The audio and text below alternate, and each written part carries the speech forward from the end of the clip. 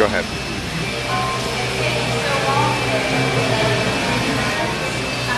So many that it's...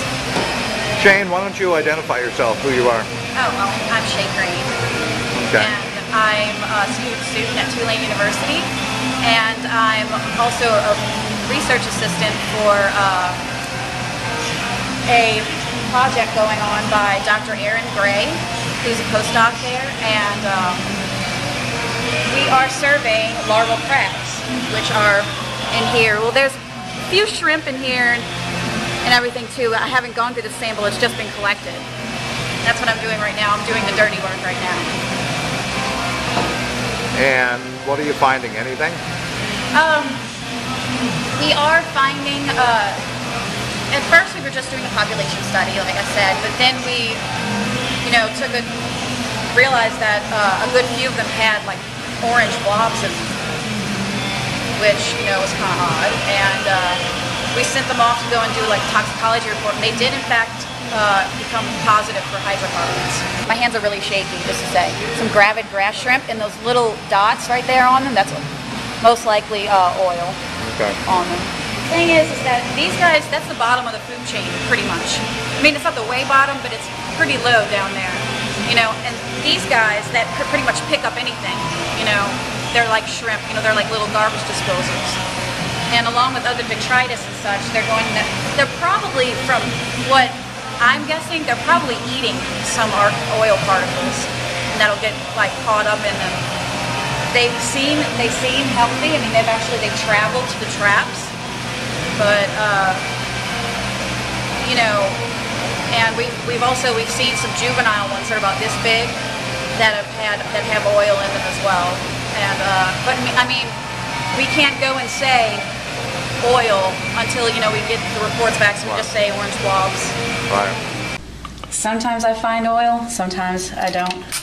It depends. It seems that things come in waves. Like, there are definitely some samples back at the lab at Tulane that we definitely have. Now, do you get them from other places other than the pier down there? Mm-hmm. So you have samples coming in from different regions? Mm-hmm. All over. From Galveston all the way to Pensacola.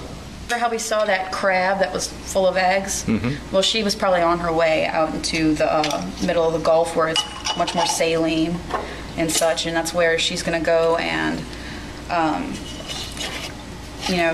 go and spawn and get all those eggs. And they're going to go and hatch into Soia, which is the first stage. And our stage right here is the megalopal stage, and that's when they're pretty much traveling back to the estuary, and where in a few days they'll molt into juveniles if they make it.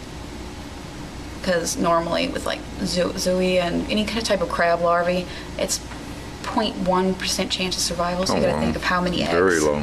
How many eggs there are. I mean, they're a food source. And now you throw the oil on top, which reduces it even more. Mm-hmm. Yeah, because it doesn't take much oil to affect these guys. No. No. We don't know. We don't like we said. It's really, it's very curious, because we don't know the effects that are gonna how they're gonna be affected. What do you think the long-term effect is? Well, long-term effects is